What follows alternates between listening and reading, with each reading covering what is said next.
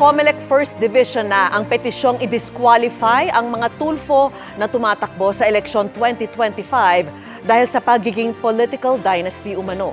Ang sagot ng mga tulfo sa pagtutok ni Sandra Aguinaldo. ACT-CIS Party List Representative Erwin Tulfo, ACT-CIS Party List Representative Jocelyn Tulfo, Quezon City 2nd District Representative Ralph Tulfo, Party List nominee Wanda Tulfo Teo at Senatorial Candidate Ben Tulfo. Sila ang mga miyembro ng pamilya Tulfo na tumatakbo ngayong eleksyon na nais ipa-disqualify sa COMELEC ni Attorney Virgilio Garcia, isang retired AFP General.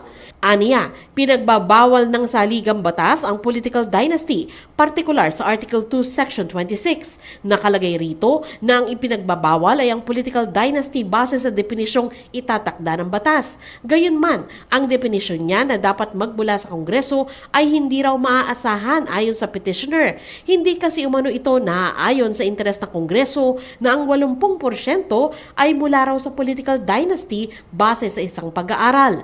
Ang kawalan ng batas para i-define ang political dynasty mismo ang sagot ni Representative Erwin Tulfo laban sa petisyon. Kailangan po mayroong batas. Unfortunately, hindi pa po kumikilos ang Kongreso at saka Senado. Kailangan may defining law, enabling law. Otherwise, saan nga po tayo magsisimula?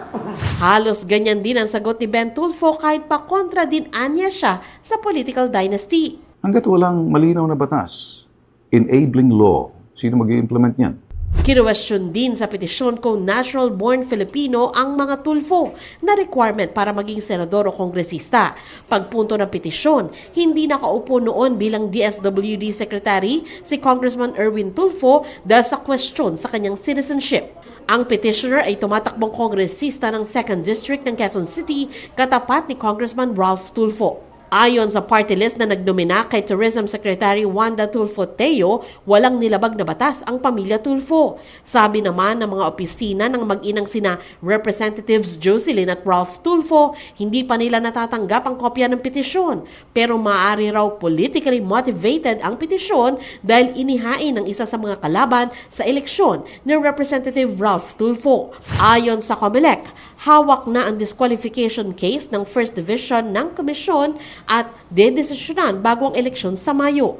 Pero mananatili pa rin ang pangalan ng mga Tulfo sa balota. Gagawan po natin ng paraan na tapusin po ito. Commitment po natin yan. Pag sinabi natin ito po yung timeline, ito po yung timeline natin, ito po yung susundin natin. Pero kahit madesisyonan nila, maaari pa raw itong iakyat sa Korte Suprema kaya maaring abuti ng eleksyon. Kung sakali po na hindi madesisyonan on time ang kanilang kaso, at sakali pong sila ay mahalal o kaya naman meron ng proklamasyon at pagkatapos meron pang assumption at nakapanumpa na, ay wala po tayong magagawa kung hindi i-dismiss ang kaso sapagkat mawawalan po ng jurisdiction ang COMELEC. Ay ang jurisdiction po ay mapupunta na sa Senate Electoral Tribunal kapag ang posisyon ay senador at House of Representatives Electoral Tribunal kapag ang posisyon naman ay congressman.